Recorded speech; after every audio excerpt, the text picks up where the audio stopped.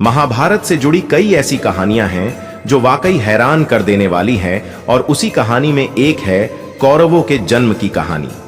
आम इंसान यह जानकर हैरान हो जाता है कि आखिर गांधारी कैसे 100 पुत्रों को जन्म दे सकती है। दरअसल एक महिला के लिए एक साथ 100 बच्चों को जन्म देना असंभव प्रतीत होता है। ऐसे में सवाल आता है कि आखिर गांधारी ने किस तरह 100 पुत्रों और एक पुत्री को जन्म दिया। ऐसे में आज हम आपको प्रचलित कहानियों के आधार पर जवाब देते हैं कि गांधारी के 100 पुत्रों का जन्म कैसे हुआ और इसके पीछे की क्या कहानी है। दोस्तों, कौरव धृतराष्ट्र और गांधारी के पुत्र थे और उनके एक पुत्री भी थी जिसका नाम है दुशाला। वहीं सबसे ज्येष्ठ कौरव का नाम है दुर्योधन, जो महाभारत के सबसे अहम पात्रों में से एक है। कौरवों ने महाभारत में पांडवों की सेना से युद्ध किया था और पराजित भी हो गए थे।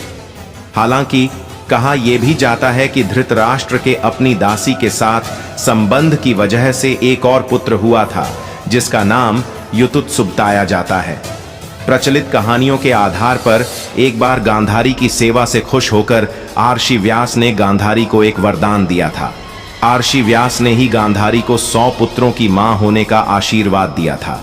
इसके बाद गांधारी गर्भवती हुई, लेकिन कहा जाता है कि गांधारी 9 महीने के बजाय 2 साल तक गर्भवती रही। इसके बाद उन्होंने एक मांस के टुकड़े को जन्म दिया, यानी गांधारी को एक भी संतान नहीं हुई। इसके बाद खुद आर्षि व्यास ने इस मांस के टुकड़े को 101 हिस्सों में विभाजित किया और अलग अलग घड़ों में रखवा दिया।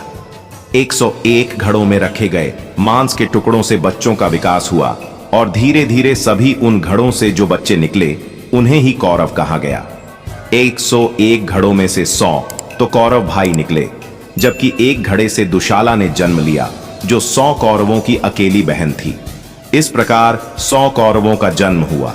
बता दें कि कौरवों के जन्म की यह कहानी सबसे ज्यादा प्रचलित है और बताया जाता है कि इस तरीके से कौरवों का जन्म हुआ। कौरवों की मौत के बीच गांधारी द्वारा किया गया एक कार्य बताया जाता है।